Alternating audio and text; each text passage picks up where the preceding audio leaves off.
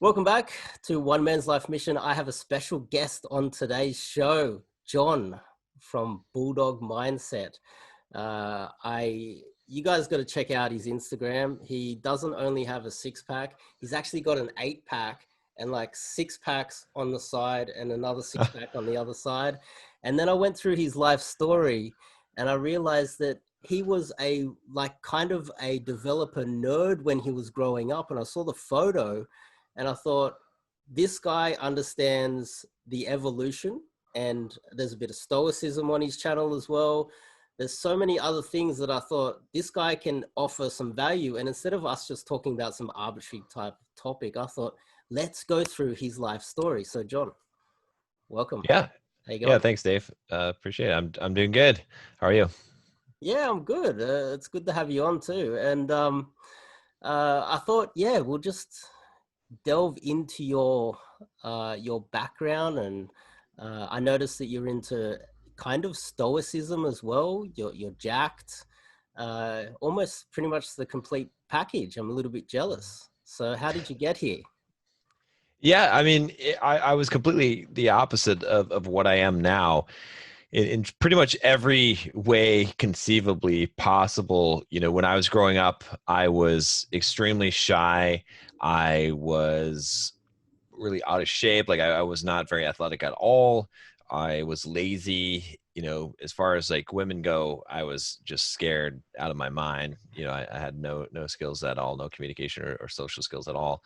And you know what happened was, you know, I lived a fairly normal life. I mean, went through school, and then in high school things started to change a little bit. About I'd say about halfway through high school, I woke up one morning and I just had this thought in my head of like, why not me?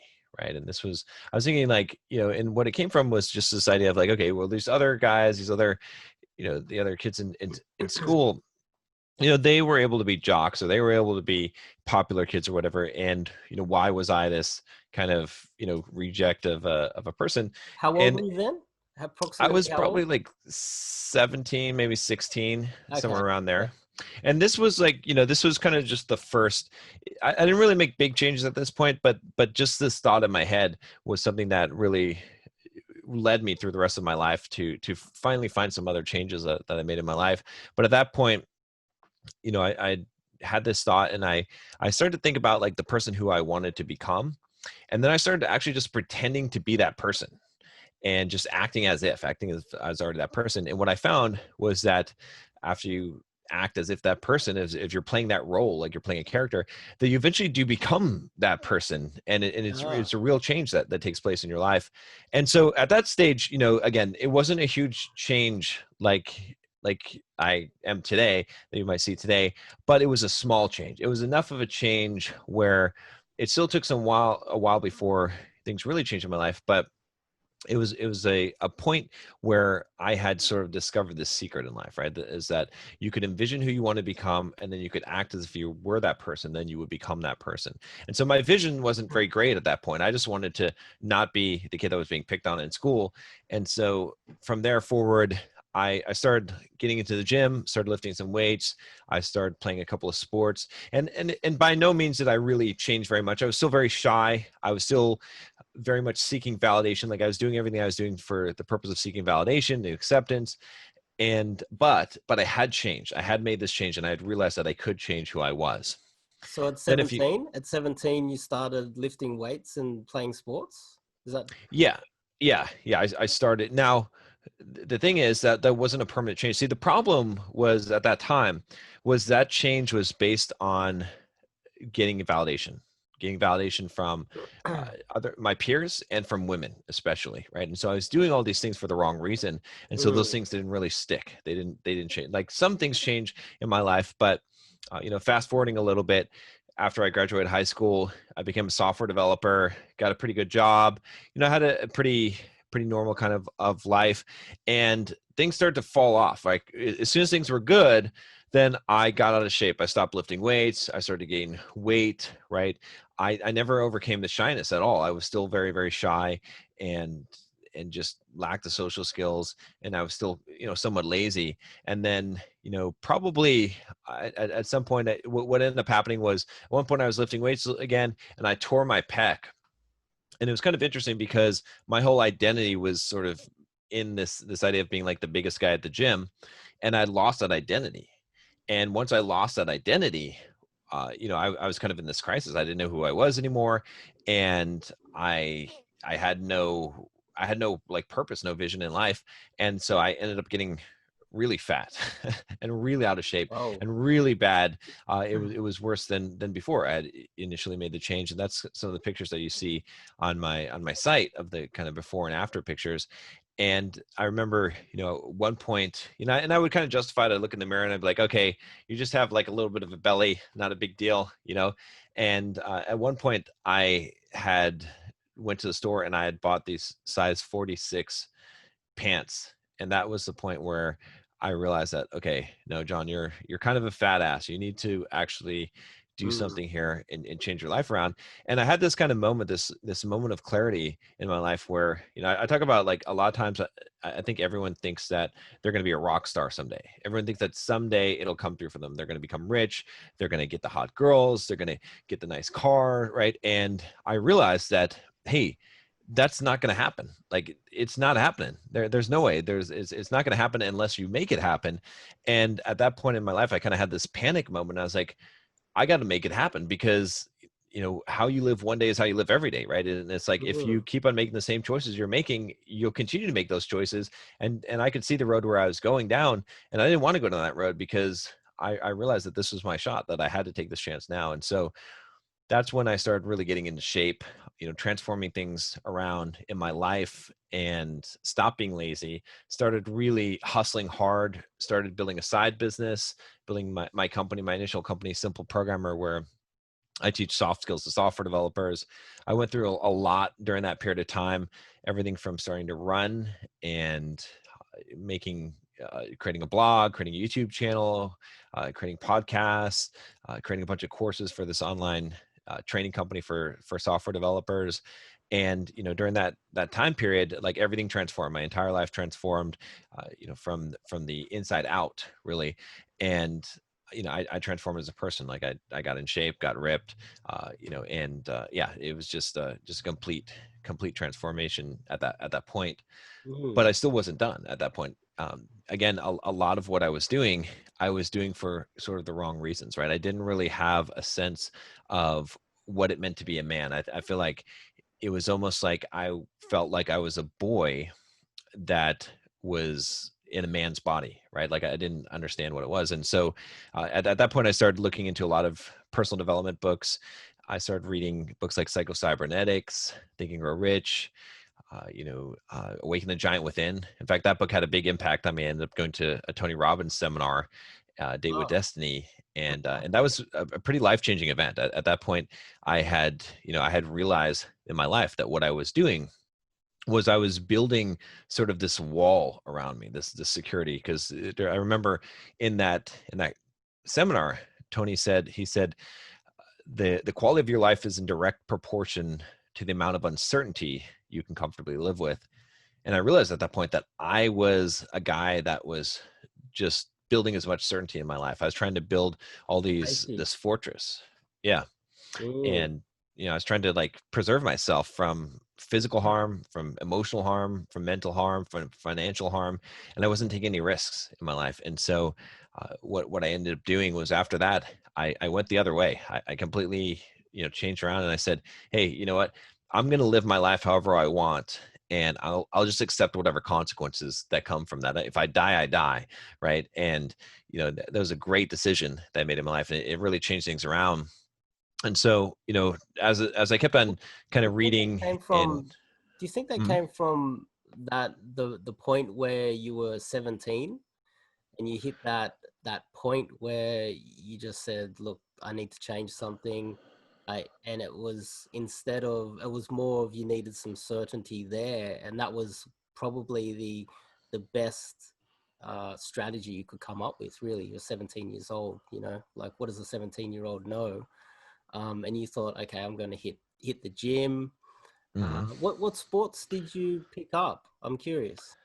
When I was in high school, Yeah. I did I did wrestling, and then I did track. I did pole vaulting actually, and I played a little bit of Oh. football, but yeah. Oh, because they kind of work together, right? Because the pole vault works the upper body strength and gets the legs moving, and the wrestling. So I've noticed that in the United States, there's a lot of wrestling is very popular. Uh, Yeah. so we don't really have that in Australia. But how does that work? Is it a very competitive thing? It seems like it's really competitive. Yeah, it's definitely competitive. I mean, it's like one-on-one combat, right? It's like, Mm. you versus the other person, and yeah, it was, pretty grueling workouts, right? It was one of like the reason why I picked actually wrestling and pole vaulting was because I felt like wrestling was like the hardest sport that there was. I knew what the workouts were like and what the practice was like, and then pole vaulting was the scariest. It was, jumping, Oh, taking yeah. this pole and going up into the air, and so I wanted to really like stretch myself in a direction that made me uncomfortable. How did you come up with these decisions? Was there someone that influenced you? Did your dad do pole vaulting or wrestling? Did you have some friends that did it? Or was it like the cool kids were doing that and you thought, okay, well, to be cool, I need to do wrestling? What influenced these? Because they're two, like from my point of view, they're two sports that aren't that common. Yeah, I'm not sure exactly what it is. I had a friend that was doing wrestling, so maybe that had a lot to do with. So that's how I knew about the workouts and what they were doing. And I just wanted to do something tough. I wanted to do something that I felt like would really be pushing myself. And then with the pole vaulting again, it was kind of a similar thing. It was just, I knew that was a sport that most people didn't do, that most people were afraid to do, and I was afraid to do it. And so I was like, okay, let me go and do this thing. So, and some of it, maybe it came from like the idea of trying to get, again, that validation, right? It's like, let me do something tough so that people are like, okay, this Yeah. guy's tough. Yeah. So there's a lot of judgment around you around that period of your life. Yeah, for Said you're sure. Yeah. bullied, and did you think that uh, maybe doing something like that it would prevent it, or you could, instead of, if you can't beat them, you can join them. They're like, oh, John's cool now. He's wrestling. Is it kind of Yeah. like that? Yeah, I think there's definitely an element to that. At some point it was just like I was just tired of, like, again, like I said, when I had that thought in my head, like, why not me? I realized that there was nothing that was preventing me from being like, because the way, I guess, the way that I had viewed things was really with the victim mindset before. It was like, okay, why are these other people successful and I'm not? Why are they the cool kids, right? And and I kind of flipped it around and I said, well, wait a minute, like, there's nothing, like, the problem isn't them, it's me, right? It's not them. Like, I can change, I can be whatever I want to be. And so, so that, I think that was really the thing that really triggered that, was that thinking and realizing that, okay, I can be upset and blame these people and think that I'm the victim here, or I can just do what they're doing. Yeah, and then you realize that the cool kids are actually just hustling harder than everyone else, and it's actually more competitive over there when Yeah. you step into that space. And then so you graduated, and then you Mhm. went straight into developing. How did you go to university for that, or how did that work? Yeah, so I went to university, to Boise State University for 1 year, and then I actually dropped out. I was self-taught before then. I had learned programming myself, and I really didn't like university. I felt like it was boring, and I had gotten a summer job at Hewlett Packard, and when I Oh, got that job, it was a good enough job. I got a couple of promotions there, and I was being paid to program. And so during that summer, I think at one point I was making like $50,000 a year, which was what I expected to make out of college. So, this was mm. back 20 years ago, but yeah. So I was like, okay, I'm not going back. I'm just going to keep on going forward, and that's so I dropped out and just kept on going with my career. So I saw your life story, and you got up to, how long did it take you to get up to, you were earning $100,000 a year at one stage? How many years? What age were you at that stage? Yeah, so it was actually, I got pretty lucky there. I had a pretty good set of circumstances. I was about 19 when I got, or right around 1920. I got this job right after that job I had at Hewlett Packard. In fact, I was working there, and this company called me up from California, from Southern California, and they had a contract position that was basically paying $75 an hour. And so that was, Wow, what year and it was had, that? that was like 2000, I believe. Wow, So that's a lot of money back then. yeah, it was like ridiculous, especially, I was like 19, 20 years old. Some of it was per diem, so it was non-taxable. And so like it was Oh, equivalent of about 160, $170,000 a year. I thought I was rich at that point. I was just like, I thought it was too good to be true. I jumped in my car and drove down there and moved to Southern California right after that. So so you, by the sounds of things, you got a nice car. I had a Geo Metro. I don't know if you know what that is, but No. there's a Chevy Geo is, I think, an equivalent. It's a hatchback. It's a 3-cylinder engine hatchback. So Oh, that's it's tiny. yeah, my friends called it the clown car. Was it an So expensive car? no, it was like it cost me Oh, like $4,000 brand new. oh, so you were very savvy, even though you were earning a lot of money. Well, I had this car before I got the job, right? Okay. And then and I was still earning okay money. I mean, I was making like 20, $25 an hour at the time at Hewlett Packard, which was a lot more than most of my friends were making at the time. But when I got to California, my first thought was, oh, I'm rich. Let me go and buy a Viper, right? A Dodge Viper. No And way. I went into the dealership to like go check one out, and I could afford the payments on it, but man, the insurance on the Dodge Viper when you're 19, it was ridiculous, right? So, Oh, uh, yes. you know, Mm. luckily I didn't make that choice. But actually, what happened in my life that kind of changed things around was at that time I thought, okay, I'm rich, right? I'm 19, I'm making all this money, and so I was like, okay, how long before I become a millionaire? And so I started doing the math. I was like, okay, well, I'm making like, let's say $170,000 a year. If I have some taxes, so maybe $40,000 in taxes, probably more than that, like, but my calculations. And I was like, I could live off of like $30,000 a year, just sleep on a mattress on my floor, like eat Mm. ramen noodles, right? And then I was like, okay, so I could Ramen save noodles. $100,000 a year. And then I thought, and that's pretty much the max I could save, right? In fact, it was probably less than that, but that was my optimistic viewpoint. And then I said, okay, well, how long before I become a millionaire? And then I was like, well, 100,000 times 10, that would be a million. So 10 Yeah. years.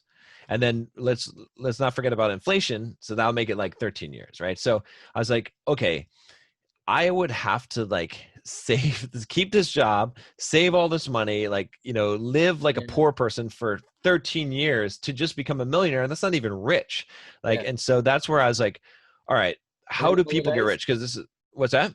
And then holidays. And then after a decade, you think, oh, gee, this has been such a long slog. I need to buy that Viper that I wanted when I was 19.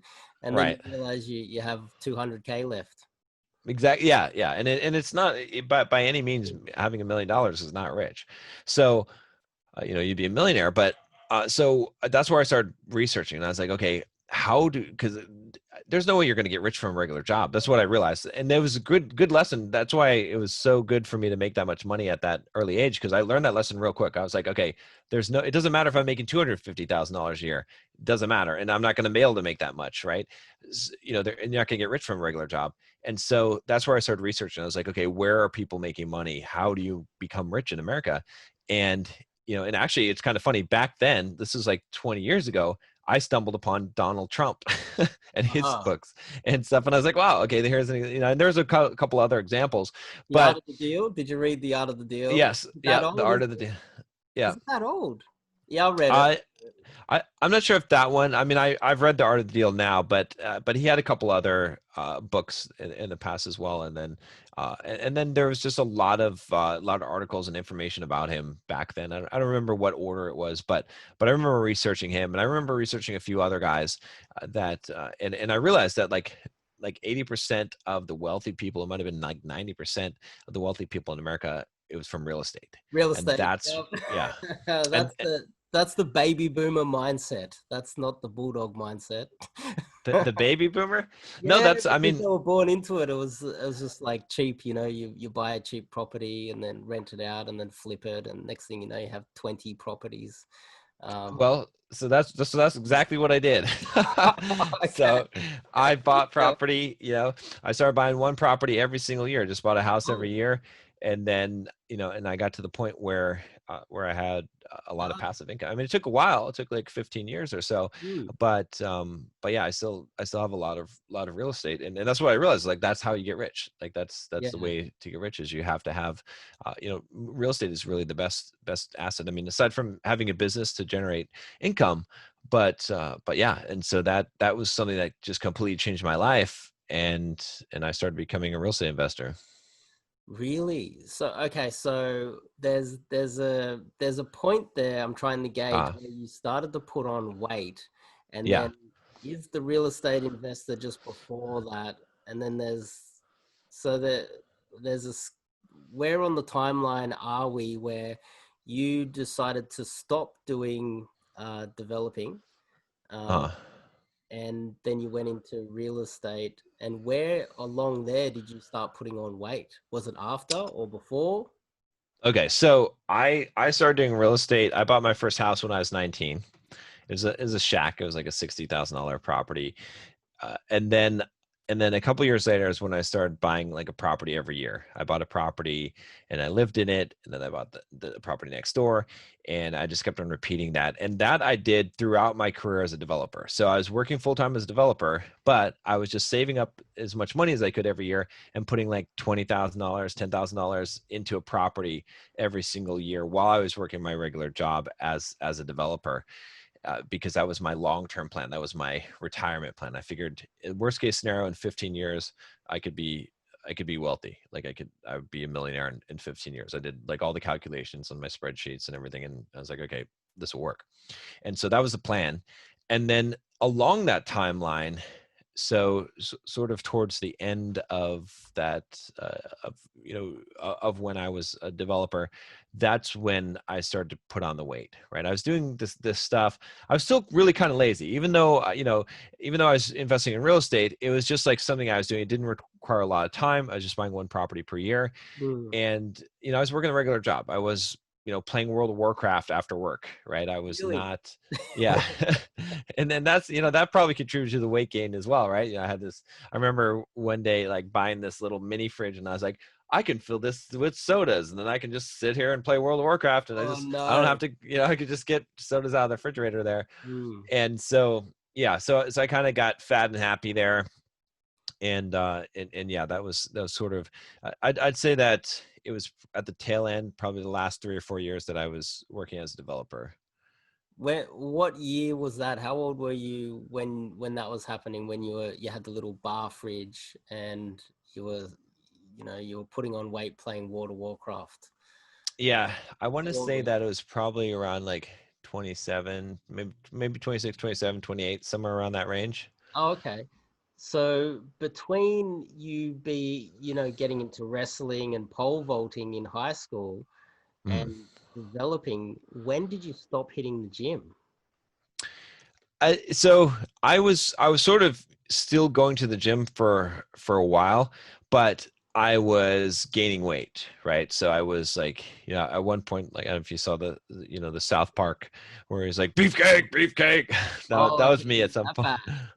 That was I was like, I bad. was getting stronger, but I was getting fatter too. You know what I mean? Oh, okay. So there was a period of time though, like once I tore my pec, where I just stopped because I couldn't lift, right? And that's where I When really got fat, because I couldn't lift anymore, and I'd lost an identity, and that then I got fat and I wasn't strong. How old were you when you pulled the or tore the pec?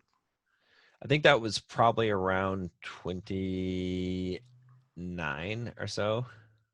Oh, so you were putting on weight, Uh, playing World of Warcraft and drinking lots of Coke and and yeah, Pepsi, and then so around where the global financial crisis hit, you were still hitting the gym and you were getting fatter. yeah, So, yeah. so there was there was a lot of probably a lot of carbs, right? If you're still lifting weights and there's a lot of carbs and a lot of sugar going in there. I see those guys all the time. They're massive, but it Uh, just looks like fat. But you don't realize that underneath there's a lot of muscle, like a sumo kind of, like a normal sized human being sumo.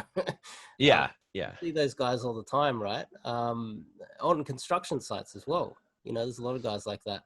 So you were kind of like that. Do you think that the World of Warcraft played a part and the type of work that you were doing? Because you pushed yourself and tore that pec because you weren't really in shape or something like that.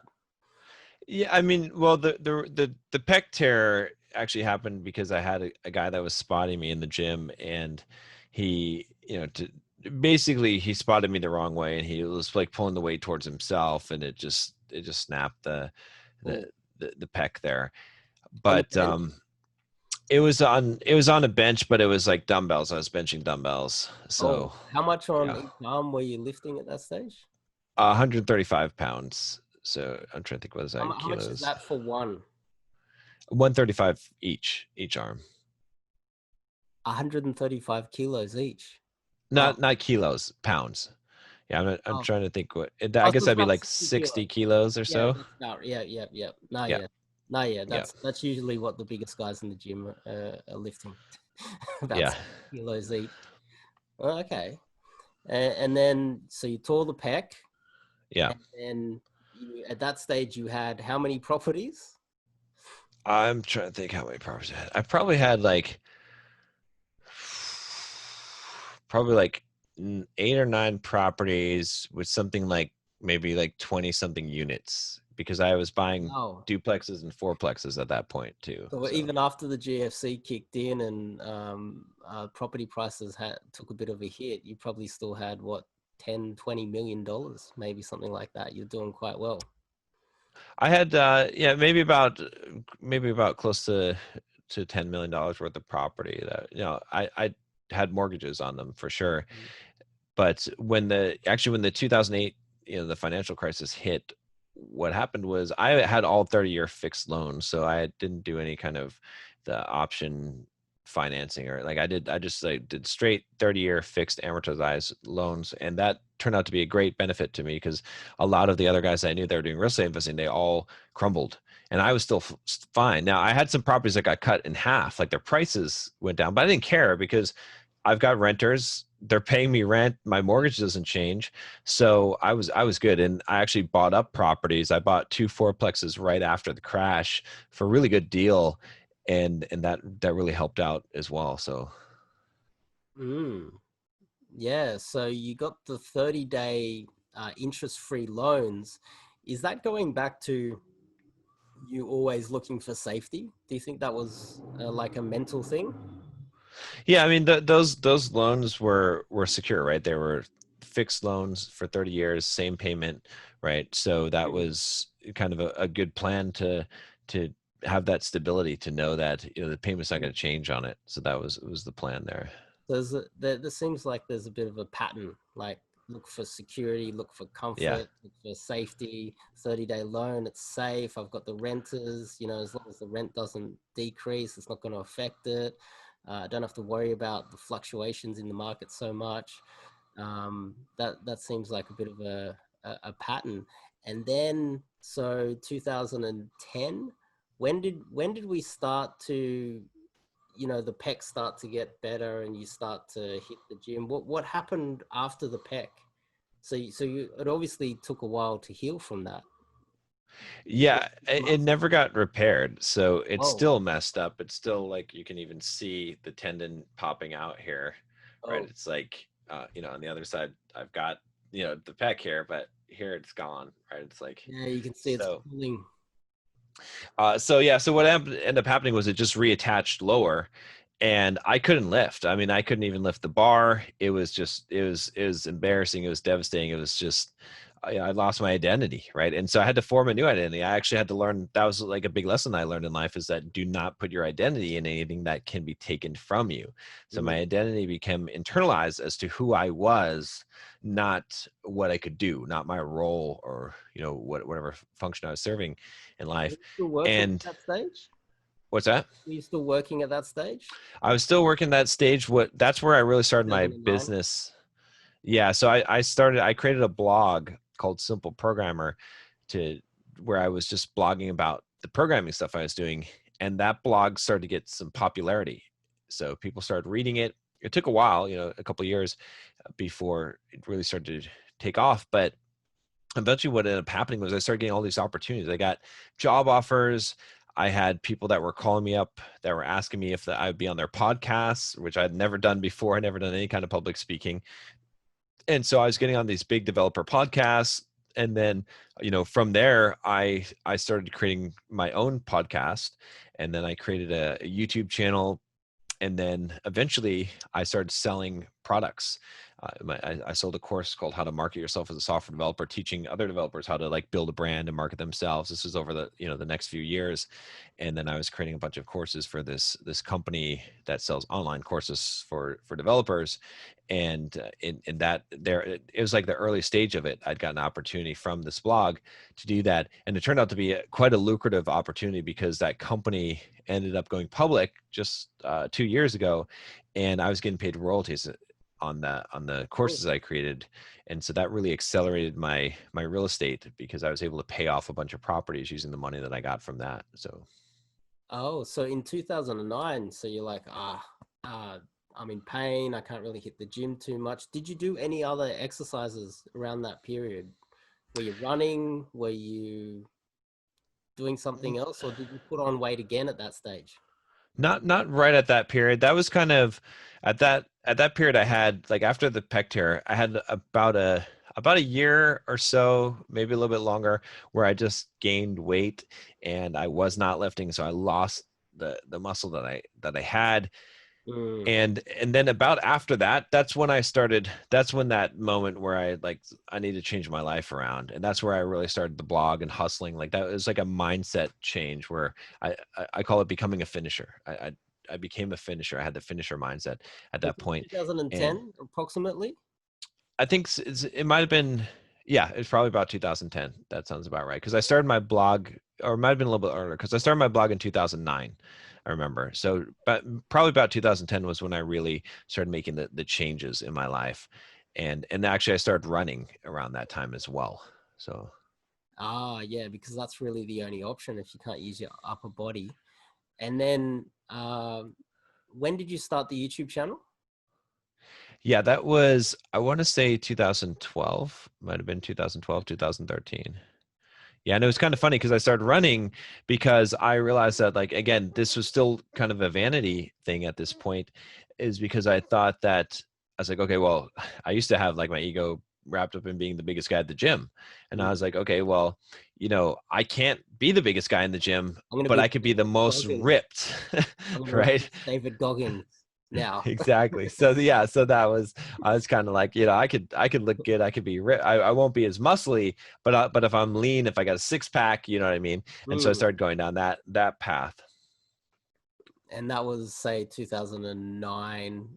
How long did it take before you were out of pain? It's usually like 6 months to a year. It's a big tear. I've seen a lot of guys do the same thing. Yeah, I mean, it took probably about, shit, it must have been at least 6 months before I was really, out of pain, because it was painful for quite some time. And even then, whenever I would lift, it would be painful for like several years. Mm. I should have got it fixed, but I never did. So So you had a lot of time to really reflect. That's mhm. that's a 6 month period where, during that 6 month period, what was going on with you mentally? Like, were you working? Were you developing at all on the side? Any side hustles? Were you just, you had a lot of money, so you probably just You know, you had all the properties, so you could probably just recuperate. But how long during that, you know, how long did it take you between that happening, coming to the realization that you're not going to be able to do this anymore? You're in pain, to realizing, shit, I need to get back up. I need to start maybe a blog. I'll start a blog. Okay, fuck, I've got no ideas. I'm gonna do a Yeah. blog. You know, I'm trying to get where you were at that Yeah. stage. It's like, fuck, what am I gonna do? What am I gonna do with my life? Yeah, so I actually was still working a regular job, right? I still was a software developer, and I started a Oh, blog while I was working that job, and just as kind of a side hustle at the point. It wasn't even meant to be a side hustle. It was just I just wanted to create a blog, like because other developers had blogs. I didn't even have the business sense to realize that it would become a business someday. And so, yeah, that was kind of where I was at that point. I wasn't making a lot of money from the real estate, even though I owned a lot of real estate, because it was, I had all these mortgages, so I didn't have a lot of cash flow at that point. So, yeah, liquidity problems. That is a huge problem. That was pretty much the whole 2008 crisis was about, right? mhm. And then there's a 2 year gap. There's a 2 year gap between the blog. So you're still developing. When did you quit developing? When I quit my regular job, Yeah. that was when I was 33, February 14th, 2013. You remember the So, exact day. yeah. The exact Yeah. day. So you started the YouTube channel a year prior to quitting the job.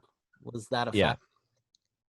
The biggest factor was that I was doing courses for that company, the developer company, and then I started to make money from my blog. So I was selling my course on my blog. I remember like when I first launched that course on how to market yourself as a software developer, I had no idea. I didn't know about internet marketing or anything. I just was basically learning it.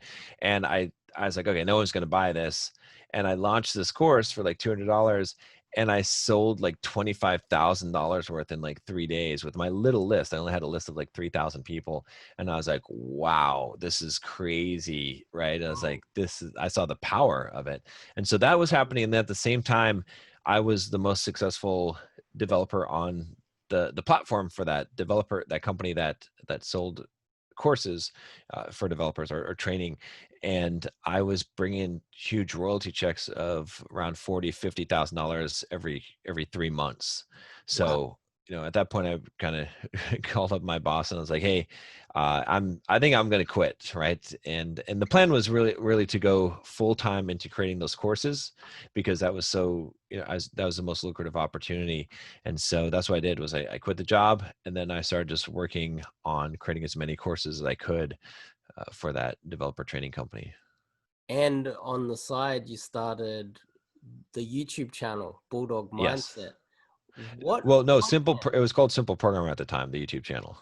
Oh, so it evolved. So the Yeah. channel was supposed to be it was supposed to be a like programming. You were talking about PHP and SQL and things like that. Is that what you're doing? Yeah, it was more like on the soft skills side of things, right? So I had like my other company, Simple Programmer. I teach soft skills software developers, so communication skills, marketing themselves, career advancement, and so it's sort of based on Okay. that. But Oh, at this time, I did not have the Bulldog mindset. I was still very shy. I was still very much a computer nerd to yeah. some degree, right? Like I was getting in shape. Like I was running now.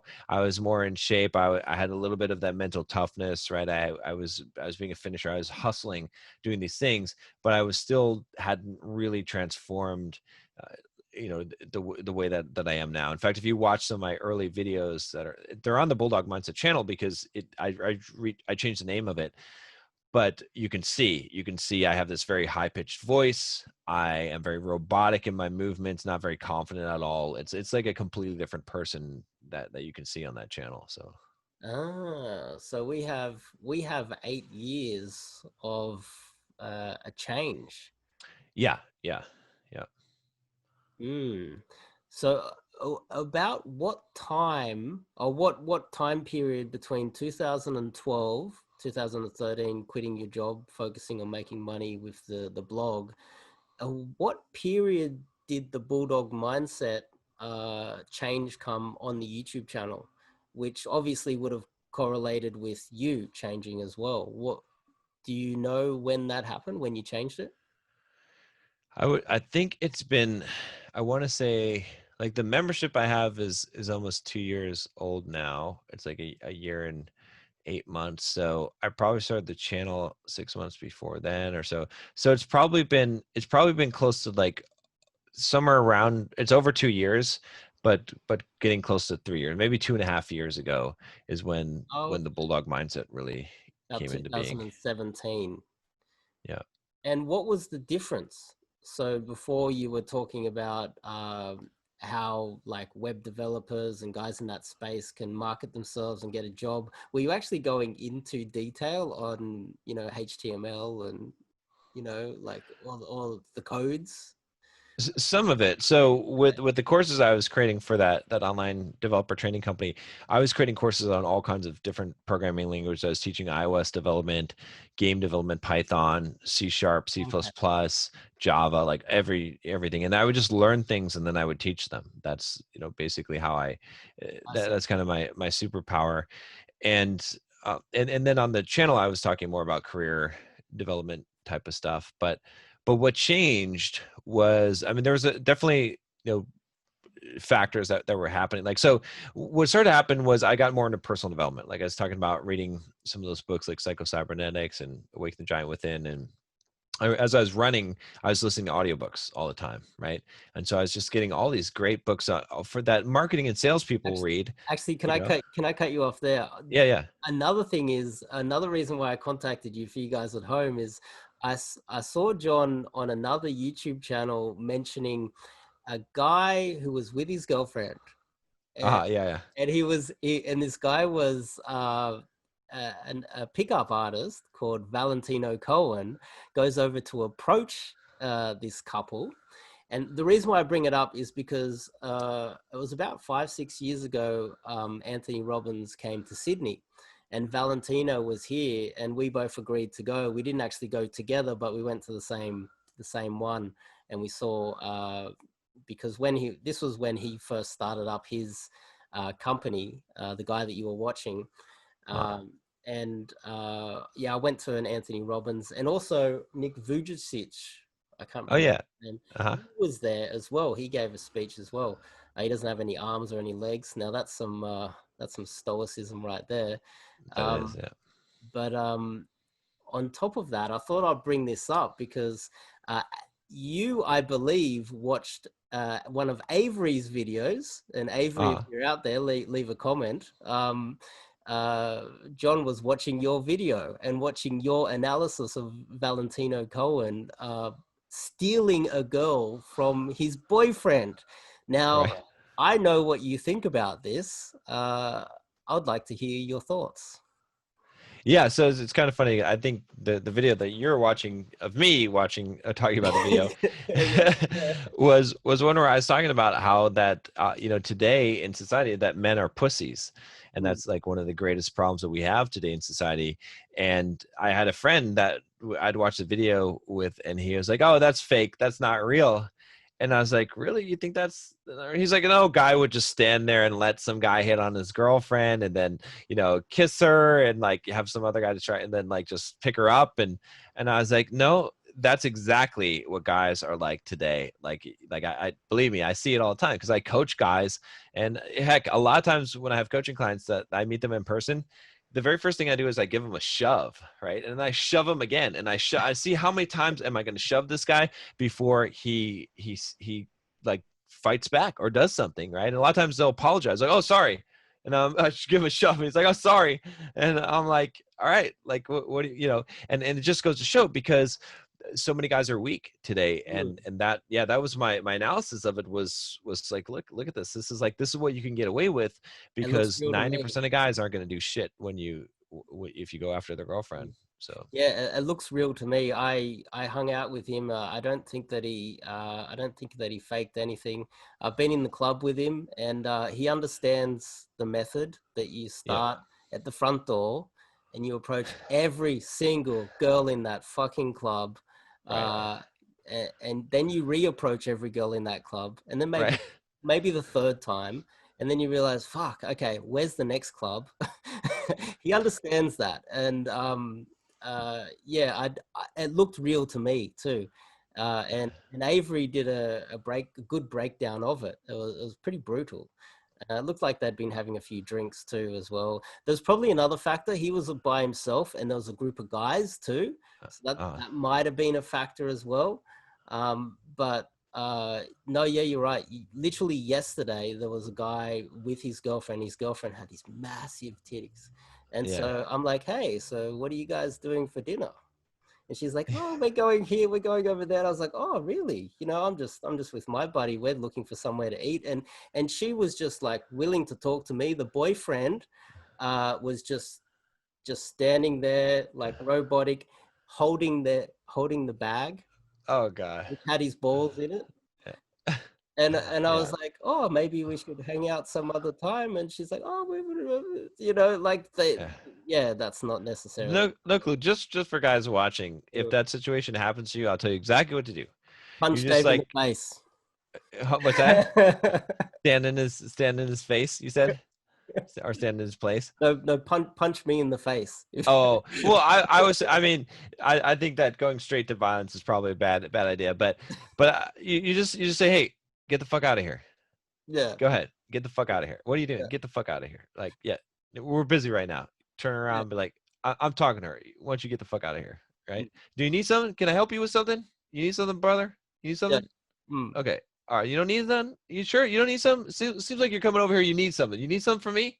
Okay, then get the fuck out of here. Right? That's how you Yeah, deal with it. yeah, You don't fucking be like, oh, I don't want to be jealous or all that bullshit. yeah, You yeah, don't yeah. just stand there and be like, oh, well, it's pretty beta to like to go. No. You just tell the guy to get the fuck out of there. Yeah, yeah. I think we totally agree on that. Is that if you let another guy sniff around, you know, you're only just opening up the door for someone else. You know, you got to cut it off Exactly. straight away. I I told you this before. There was a guy that I spoke to recently. You know, he had that problem, and Mm-hmm. that's one of the videos that I found of yours that we agreed on. Oh Is yeah. if your girlfriend has a friend, you know, a guy friend, you know, should you just you know, not act jealous? No, you tell him to fuck off. Yeah. What the fuck are you doing? I know what you're doing. I don't care if no guys. I don't think guys can really be friends with Right. girls. They have a cycle of about 24 hours when their balls fill up and they need to Yeah. get laid again. And Yeah. every 24-hour cycle, that guy will probably be looking at your girlfriend, Yeah. you know, in that way. So Yeah.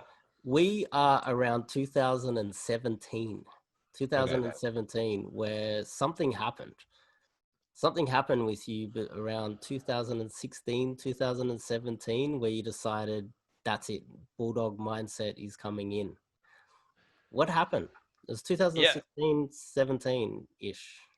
I mean, there's a few things like things were changing, right? I was reading a lot of personal development. I started to really get into Stoic philosophy. That was a Ah, really big thing. I started reading. I read Ryan Holiday's "Obstacles the Way." That was like that was my gateway sort of drug. I gotta stop you right there. I read that Okay. book, and Uh. then I watched a podcast of him with Tim Ferriss. Yep. Yep. And then I realized that the guy actually has no idea about Stoicism. Like he just what he did was he Yeah. studied it and then Yes. wrote a book, but the Right. guy has never actually lived that Right. lifestyle. The guy, he was literally living in his parents' fucking basement. You know, great Yeah. writer. He's a really good Yeah. writer. Yeah. He's a great. Yeah. He. And it was a great book, but it's just I just wanted to throw that in there. Yeah, sorry, It, continue. Continue. You found yeah, I would have to agree with you for in general. He takes after his mentor was Robert Greene, right? 48 Laws of Power, Art of Seduction, and all of those books. And so he wrote in the same style, and he, and same thing with Robert Greene. Unfortunately, like, I've seen Robert Greene on interviews. Again, love his books, nothing against the guy, but he's not the Art of Seduction or the 48 Laws of Power guy. Like he wrote about it, but he doesn't embody it. And Yeah. I think that's important to understand. But regardless, the content is great, right? And that introduced me to Oh, it's a Stoicism. great book. Yeah. Yeah. Mm. And then I started reading Seneca directly. And I read Marcus Aurelius's Meditations, and that was good. But Seneca was the one that really just hit it for me. It was like I read all of Seneca's letters to Lucilius, and that was like a life changing. That's when I realized that I actually did still have the victim mindset. Like that if I blamed anything outside of me on for my circumstances, that I was being a little bitch, Mm. and basically that I had to become impervious to fate, to anything that like to become strong internally, Mm. and to not blame, to take full responsibility for my life. And so that really, at that point also, so what also happened at that exact same time is I remember, so when I had, it was kind of like, again, I'd been already introduced in this, like going backwards a little bit now that I'm recalling, when I turned 33 was when I had retired, right? So my plan, my dream up to this point, 2012, 2013, February, yeah, February, February 14th, 2000, right? yeah. So what I did was I like my whole dream was to retire young and to sip mai tais on the beach and play video games, right? Mm. Yeah. And so I achieved it. And so I literally bought a plane ticket to Maui, to Hawaii, and that was my plan. And I stayed in Maui for 2 months, Wow. and I was miserable. I It bet. was it was the most depressing thing that ever happened in my life, was becoming rich, becoming retired. And it was because I lost my purpose in life, because my whole life was focused on this goal. Now I achieved this goal. Now what it's not as good as I thought. Like it's like, I had no purpose in life John, anymore. John, John, now you Uh, know why my channel is called One Man's Life Mission. It's not a yeah, goal, because when you reach your goal, you become depressed. No matter how exactly. lofty that goal is, it could be the greatest goal of all time. If you reach that goal, no matter how huge it is, I don't know, President of the United States, world's richest man, more jacked than Arnold Schwarzenegger. You beat Right. up The Rock and took his girlfriend. It doesn't matter. You need a Exactly. mission, something that continues. Yes, but yeah, continue. Yeah, and that's the lesson I had to learn. And around that time, like again, I was soul searching. And I remember listening to the audio version of Obstacles the Way while I was running in Hawaii. And I listened to the book 4 times, I think, like in like 3 days. Mm. And that's how much it struck me. And I was like, again, I was like, I thought I was tough, and I realized I was a wuss. I was realized that like I could not handle adversity. And it started to change. Again, I started really getting into that, and that's where I started going down that path and really developing. Again, the bulldog mindset is the opposite of the victim mindset. It's really stoicism and bulldog mindset are synonymous, right? It's really what it is. And so that's when I started Extreme developing ownership. that. There's another What's book, that? Extreme Ownership. That's kind of in line Yeah, with it. Mm. exactly. Yeah, that's a great book by Jocko Willink. Yeah. Mm. And so, I was reading more personal development stuff, more stoicism, and what ended up happening was that started spilling out into the videos I was making for my programmer audience, right? And I remember a couple of people would comment on some of my videos because they're seeing the change. And like, how the fuck do I get that bulldog mindset that you have, John? Like Mm. multiple people said these words, bulldog mindset, before I had the name of the company. And that's what made me think about creating bulldog mindset as a separate brand. And also at the same time, it was like all the content I was creating now, it was sort of not really developer content, right? And so I was getting a lot of emails from guys that were having relationship problems, all these sad Ah, stories about, like 5-page stories about girlfriend problems and girl issues, and not able to, I remember one guy, he wrote me this email about, I'm 31 and I've never kissed a girl or something like that. And mm. I was solving some of these problems, right? I was making videos because I had figured some of this stuff out myself. And then I realized that, like, you know what? The greatest problem that like my audience is facing, like that young men are facing, is to learn how to be a man, is masculinity. And so I started really researching that, getting into that, read a lot of great books, Jack Donovan's A Way of Men, Iron John by Robert Bly, No More Mr. Nice Guy by Dr. Robert Glover. Great book. And yep. trying to think what else. Just like every single masculinity book that I could possibly find, I read it all, and I read it multiple times, and I realized that I was suffering from the same problem. Like I was not really a man. I didn't understand what it meant to be a man. And so I went through this journey. Like I started running marathons. Like I started pushing myself to the limit physically, mentally, just trying to find that edge to extend that edge. And that's really where Bulldog Mindset came from, was that I said, okay, I'm going to create a new company. I'm going to create a new channel, and I'm going to make content for men, teaching men how to be men today, because that's what they need. And so, that's where Bulldog Mindset came from. It's like this idea of the core being the mindset that you need to have, because underlying it is the stoicism and that mindset. And then having the branches of it being, how to get your money together, right? How to invest, I'd learned how to build a business and invest in real estate, right? So teaching guys that, teaching them the fitness side, physical discipline, which results in mental discipline, and then the dating, the relationship, a lot of the pickup kind of stuff that I feel like guys need to know, all three of those things Yeah. in order to be successful. And so that's kind of where Bulldog Mindset came from, was all of that. So rewind just a little bit back. Mm, The obstacle is the way. Yeah, you mentioned that, but you mentioned Seneca. mm. Something about Seneca resonated with you. What exactly was that? Because you said it, but you didn't actually tell us what that was. Yeah, I'm trying to think exactly what it was. I mean, I just felt like his approach was so common sense and so pragmatic. Like you just could Mm. not argue with what he was saying. It's just the truth. Like there's no truer truth than what he was saying in life. Like his philosophy for life, it is the philosophy. There's no religion, there is no anything but that, because what he was saying was just pure truth. Like he, as he's writing these letters to his friend, about all these different topics, and I was amazed at how relevant it was to today.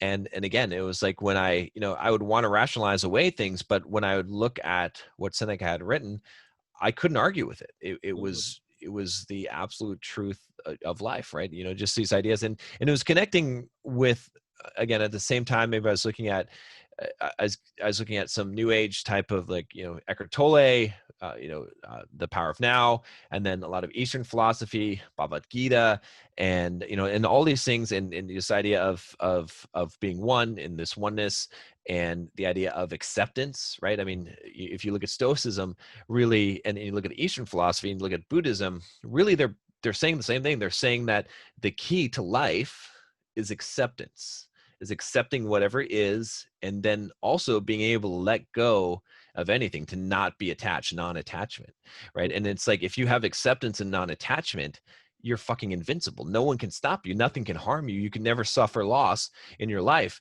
And that's, that was the thing that was like, it was kind of, again, like all these things were brewing in me from all these different, and then it all kind of came together. And Seneca was really the thing that really tied it all together for me, because I realized, like, this truth, this foundational truth about life, which was this idea of, like I said, of acceptance and letting go, being non-attached. Mm. And sometimes when people they're so attached and they don't let go, just on a basic fundamental state here, if they think too much about it, they can't get anything done that day. If Yeah, they're thinking in the past too much, nothing's going to get done today. Like right. the worst thing in the world can happen to you today, but tomorrow is still another day. And if you don't do something about that and continue, and it's kind of the same sort of thing, people will dwell on the past too much. They will, the victim mentality, and it will prevent them picking themselves up. And it's really about picking yourself up all the time, no matter what happens. And that's and another thing is, I guess when you said it's simple, that's something that in today's society isn't very common. We have a lot of Mm, people trying to uh, complicate things so that they seem smart, but right. in fact the smart people, they grab a complex thing and simplify it, and they just give you the answer. And that's kind of what a lot of that old philosophy was good at doing. So that's 2017. One thing about that that's kind of interesting that you said that, because that's why I created my blog actually for programmers, is because exactly what you said. In fact, the name of my blog originally was Complex to Simple. Oh, And really? it was Oh. because my motto was, I take the complex and I make it simple. And I was upset because so many developers were making things complicated, making software development complicated in order to make themselves look smarter, Oh. when I realized that I could just simplify things and make it so anyone could understand these quote complex topics, because they're not really that complex. And yeah, so it's a big problem that we have, is that people do that. It boosts your ego to say that you know something, and to make something more complicated than it is, when Hmm. really we should be simplifying things. But Yeah, so you can have like a whole page of code when in fact you can simplify it down to a couple sentences or lines, something like right. along, and they use that just so that they can protect their code or whatever, or make themselves look smarter. Yeah, and that can be scaled up to almost everything to some extent. Yeah. And so yeah, so that was back in 2010, 2011. But now we're up to 2017. Bulldog Mindset kicked in. You you so 2000, and so it's 2013, you went away for 2 months, you came back. And then it took up until about 2017 before you changed it to the Bulldog Mindset. So what's the last 3 years been like for you? Yeah, I mean, it's been just an insane roller coaster and journey. I started running marathons, Oh, and then have you and reached I'm out to 200. David Goggins? Have you reached out to David Goggins? I have reached out to him multiple times. I reach out to him once every like 2 months. I've probably reached out to him 11 or 12 times Have you now. got back? His girlfriend keeps getting back to me, and she says that that eventually he'll get an interview with me. But Like if I've read his book and I think I uh, understand his mindset. yeah, You know how you get hold of David Goggins, right? You don't you, email him. you You don't show use up at his social media. door. You show up at his fucking door and Yeah, you I know. chase him down the street and you make him try to fight you, and then he'll turn up on your blog. you I know where thought about it. you know where he lives? I told Jennifer, his girlfriend, or his girlfriend. I was like, hey, I will fly out there and I will go and run, because I've been training for a 100-mile race. Hmm. So yeah, but You know, I'll eventually get it. I'll figure something out you eventually. know where he lives though? Approximately where he lives?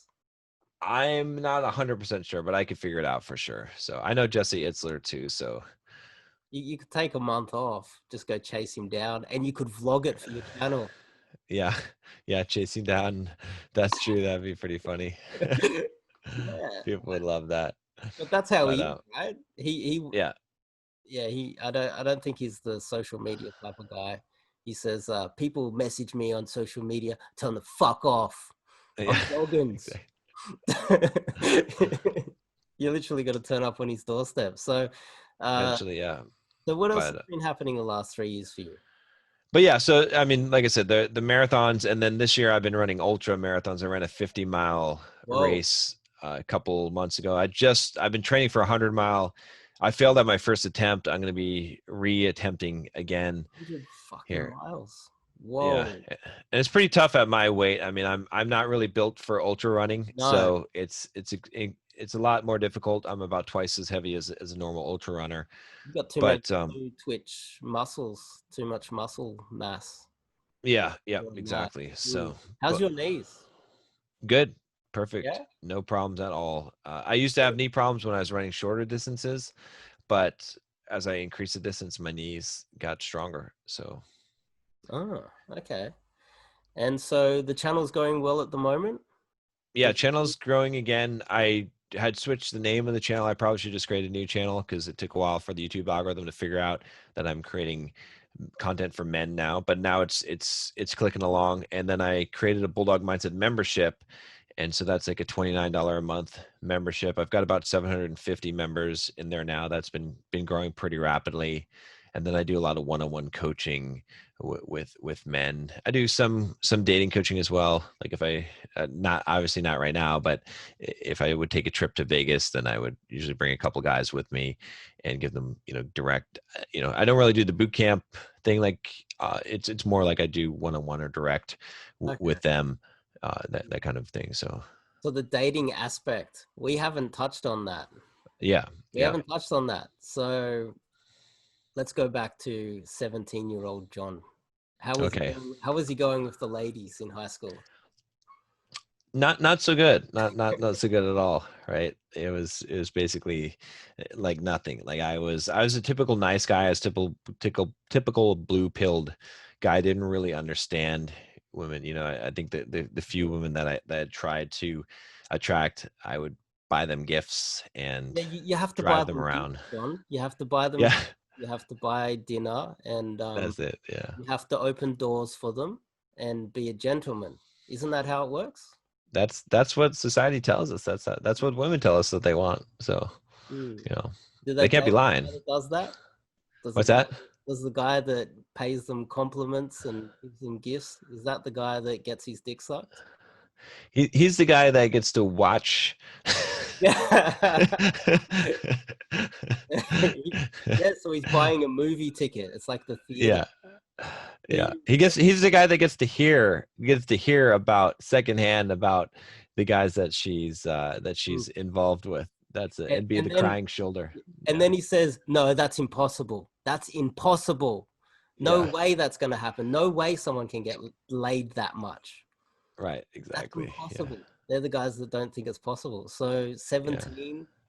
So when did you so how were you going at 17, 18, 19 into the developing you were jacked at you were getting, hitting the gym Yeah. and doing wrestling. Did that help?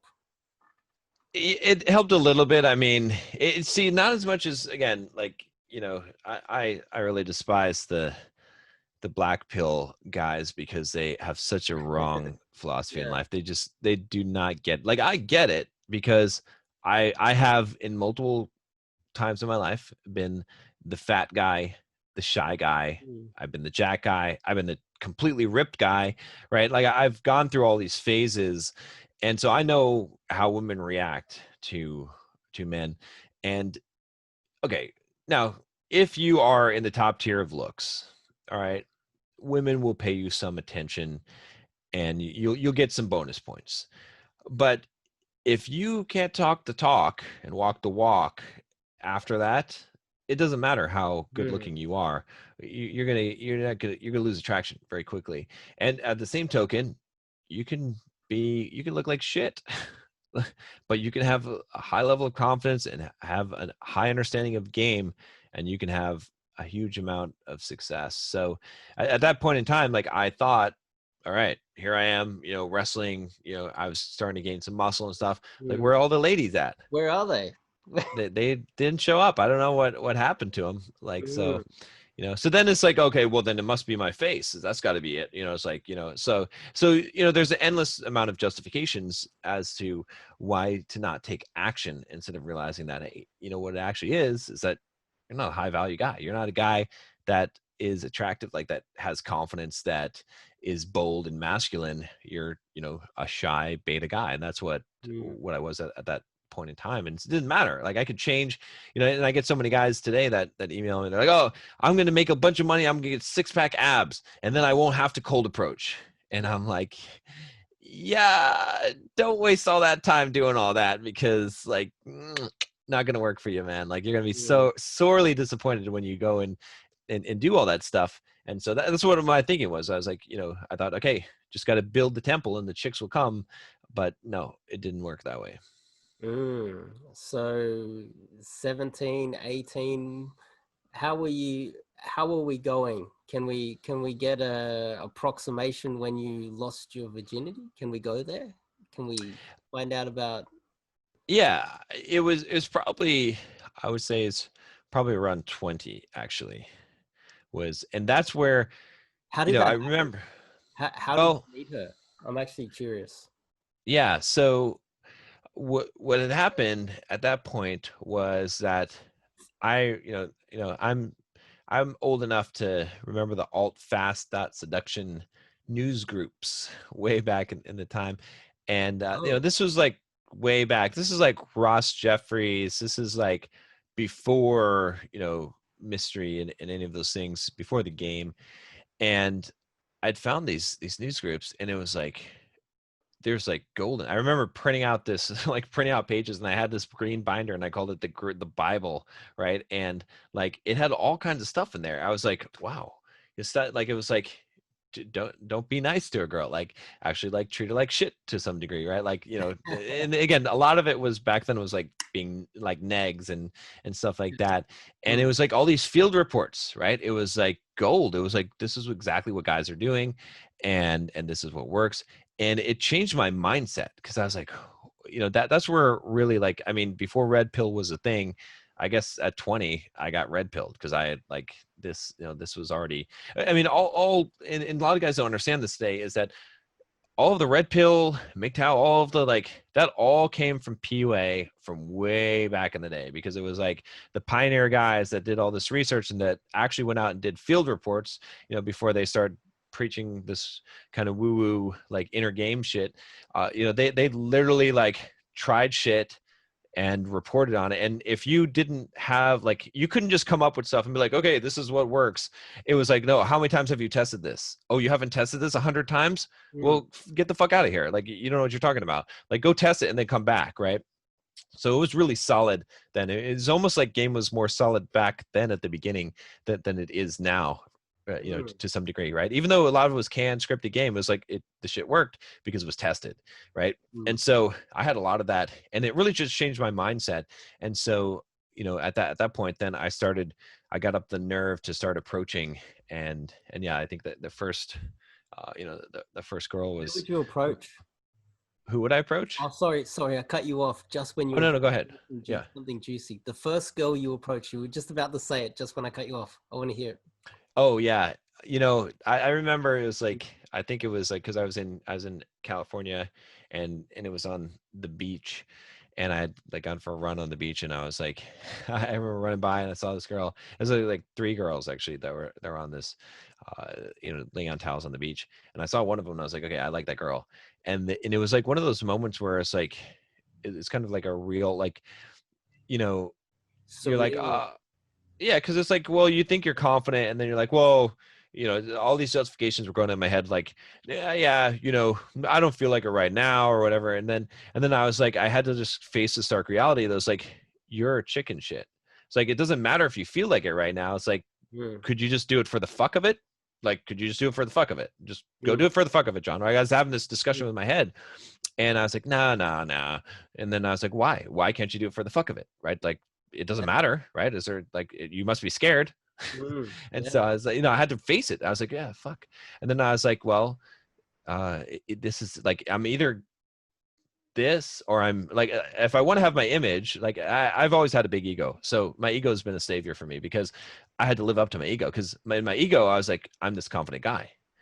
And so I was like, well, shit.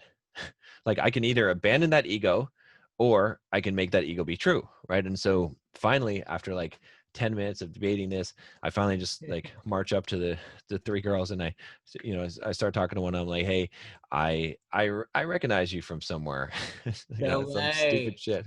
Right. That was a good And she's like, opener. It's a good opener. where? She's like, I was like, I don't know. Did you go to college here? And she's like, no, I didn't. I was like, oh, okay, well, you look pretty familiar, right? And then, I started conversation with her, and the other two girls are like, they're just standing around, I mean, they're shocked, I think, because they're like, this guy just walked up to three girls on the beach. And yeah, that was, I mean, that ended up working out pretty well for me. But yeah, that was like my first first first approach of, I mean, it didn't like, again, like, it worked out well in the sense that I had done it, right? Like, I was Mm. on cloud nine after that. I didn't have like success with that particular girl, but Oh, okay. That wasn't the girl that you lost your virginity to. no, no, this was Oh, just like the first like cold approach that I had oh, done actually at that point. So And then from that point on, did the floodgates open? You just, while working, you might approach after work or lunchtime or.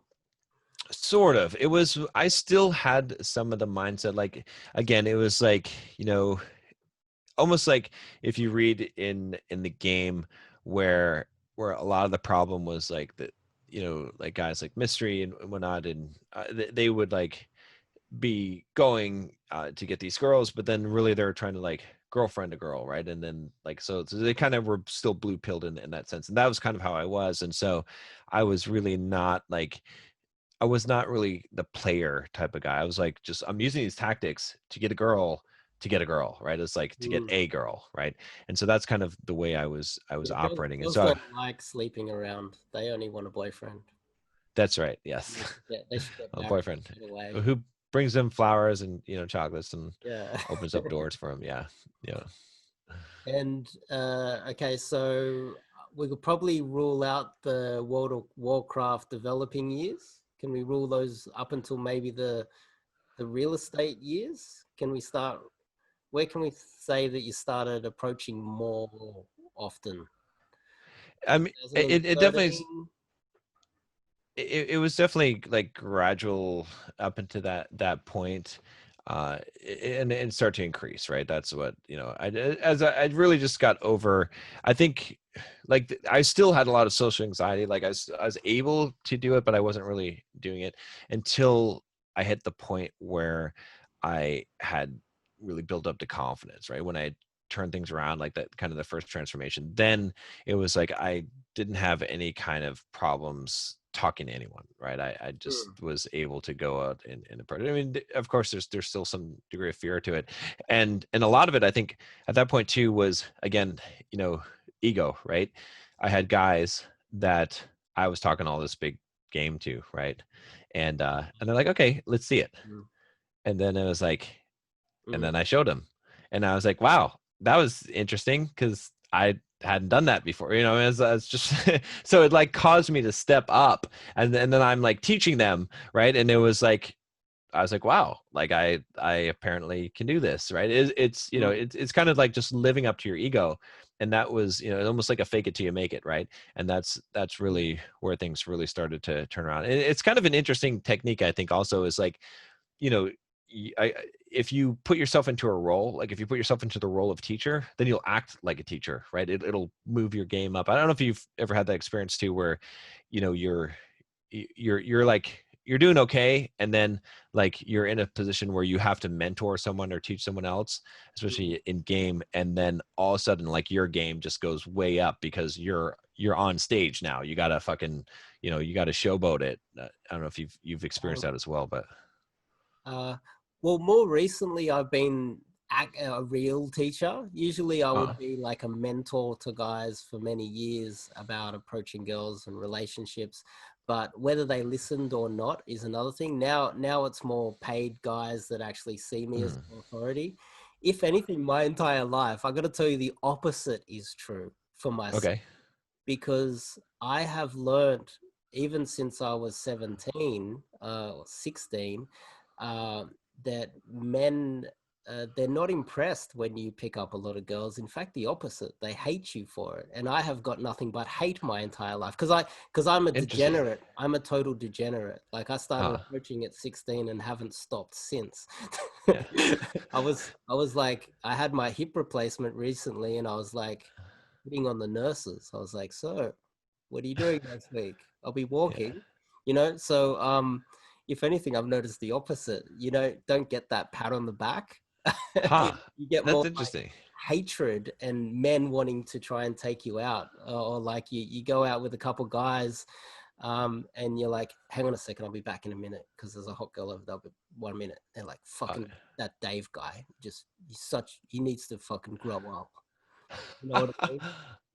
Yeah, like that's interesting. Yeah. it's the total I've had opposite my entire life, actually. Yeah. Huh. I've had a different experience because like I'll go, like I'll be at a business meeting, right? Like at a conference in Vegas or something.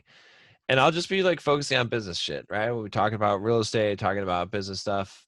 And somehow the conversation will come up, and I'll just be like, I'll just drop some kind of like, just do this, tell her this, right? And then like a couple guys will gather around. They're like, do you know about this stuff, right? And like, yeah, whatever, like, and then like, what are you doing tonight? Where are we going? And then and then it'll be like five guys follow me around, like as I'm giving them their first taste of cold approach Oh, wow. pickup, like from the conference, because I find it's like just if you've got that skill, then like guys just want to be around you. Like Mm, I've had access to like a lot of people that I wouldn't have access to, except that you're known as the guy that knows how to get the girls. And mm. so yeah, but maybe it's because maybe the difference is that maybe you're going and you're like I'll be back, and I'm like, here, let me show you how this how to do, let me go grab this girl and bring her over to you. Maybe. Or like So they have a yeah. girlfriend and the girlfriend's over and they're guarding the girlfriend. Oh I'm yeah. like, I'm not going to hit on your girlfriend. Like, what's wrong Yeah. with you? And they just like friends that I've had for 20 years and that. I'm like, I'm not going to hit on your girlfriend, okay? Yeah. Um, but it's good going back and seeing 40-year-old guys, and you meet them once a year, go back to the Mm, pub, and you bring a 23-year-old blonde, and you're like, see yeah. this, see that, see that, see that. How's your wife going? She looks pretty old, right, motherfucker? Now it's Yeah, more. see, this is why people don't like you. See, this is why. No, no, these are. Cause see, I'm like, hey, see that girl over there, that young girl over there? I'm gonna go bring her over here, Okay, and like, and you could, and you're a this is teammate. my You're a friend team over here. player. You're like, in your face, motherfucker. That's the difference. See, that's the No, difference. but no, you got to. There's context. These Okay. these are old guys that I went to primary school with, and Okay. Okay. Yeah. calling them bad names is how we communicate. Okay. You know, Okay. abusing Yeah. each other is how we communicate. I can't remember the last time we said anything nice to each other, but it's just how we communicate. So, context, a little bit of Yeah. context there, John. Okay. All right. That makes sense. So, okay, so what does the future hold for John and the Bulldog mindset? I think this is a good way to end. Where's your future going to be? What, next 5 years, 10 years? Gosh, yeah. I mean, honestly, I don't know. Like I've got, so we were talking about coming full circle here about this idea of like you don't have these goals that you achieve in life and then that's Mhm. it, right? You And could go so on holidays and eat coconuts and sit on the beach if you want. yeah, that's that I've already tried that route. So it's what I do now is like I have goals, but my goals are about not what I get, but who I become. And so like this 100-mile race, this whole idea of like this year of deciding to run 100 miles was about who I would become in that process. And I've gone through a lot of blood and sweat and tears and Mm, all kinds of misery I've run 1,800 miles this year so far in the pursuit of that. And it's changed me, right? And it's given me growth. And so it's like, I mean, my compass in life is basically fear and pain. That's the direction that I go in life and that's what used to guide me. And so my goals are a lot different now. My goals are not like, I don't have like a 5-year, because I don't need like money. I don't need girls. I don't need, whatever it is. Like I already have all that stuff. Like it's all, uh, yeah. And it's also useless stuff, right? It's like it's never going to make you happy. What makes you fulfilled is growth. And so I can't really give you a 5-year or 10-year. Like I know where I'm going right now. I know what I'm pursuing right now. I'm pursuing still this 100 miles. I'm pursuing, growing the channel and growing the Bulldog Mindset membership and trying to reach as many men as possible and depussify them and teach them how to be men.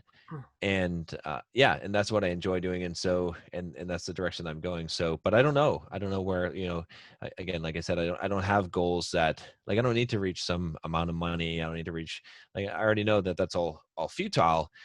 But I like progress. And so my goals, like my direction is really in developing myself. And so every day I'm looking for my weaknesses and I'm looking to see how I can purge those out and what I can do. Just like, coming back to that story on the beach with my first cold approach. Like that was, I'm having that discussion with myself every single day, right? In a different way, in different areas. Like, are you really that tough? Are you really like, that dedicated? Like, where is it?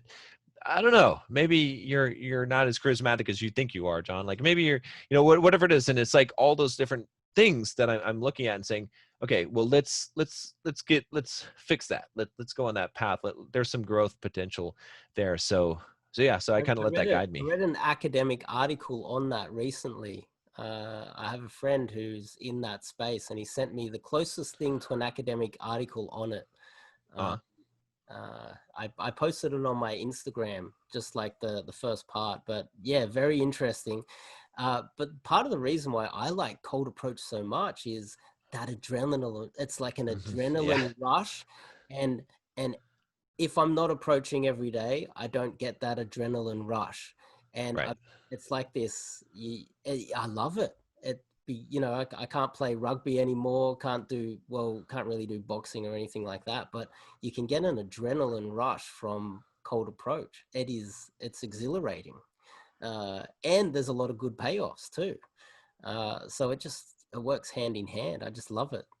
Instead of the sweet science of boxing, it's the sweet science of cold approach and the Yeah. adrenaline rush that comes with it. I love that Well, stuff.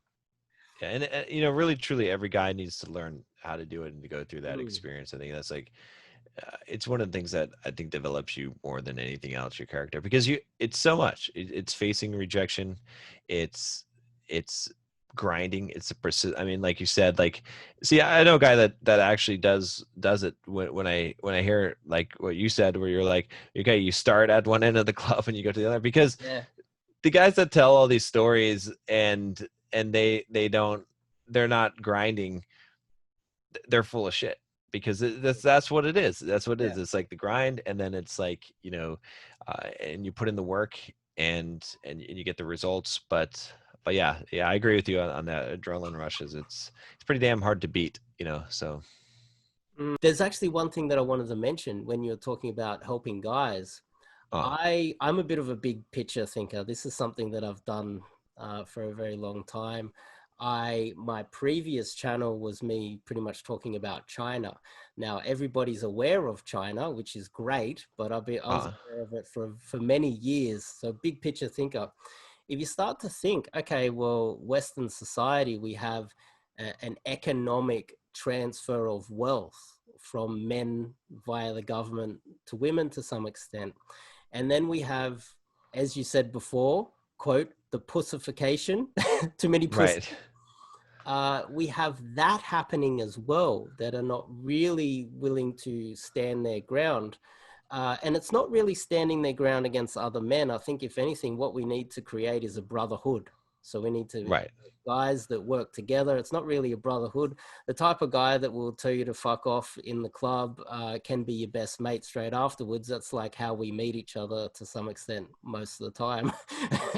um, Exactly. but if you scale it up, and you really think about this, the pussification of Western societies is actually facilitating our economic demise, Yes. because the transfer of wealth, all of that dead money is going into short-term spending Yep. via women within the country. It's then we're not putting money towards risking money, because that's what it is. We're gambling on the future and trying to grow our own economies.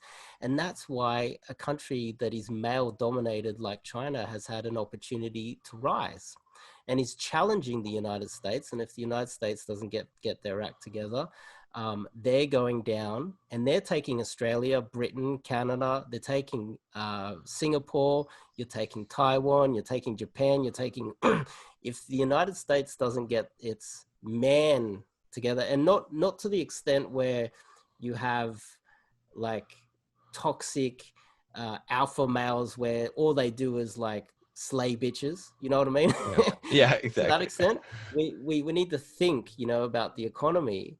The United States is the figurehead that can literally take down the entire allies and everyone with them if you Yeah. don't get it together. So the Bulldog mindset, guys like you, guys like me, this isn't just about getting one guy laid in the club. This Right. is about helping the country, you know, get back what is rightfully ours, obviously, because men need to dominate a country to some extent. We need a brotherhood. We shouldn't be fighting each other. If anything, there's more violence of men on men recently than in the past, because there's no brotherhood, and we're tearing apart our own country while other countries, other civilizations are rising up and gathering allies around us, which can destroy countries. And if you look at the rise and fall of nations, it's all connected. So building brotherhoods like what we're doing today, I see in a macro sense and an economic sense. So people don't really connect those up, but I do, because that's just how I think.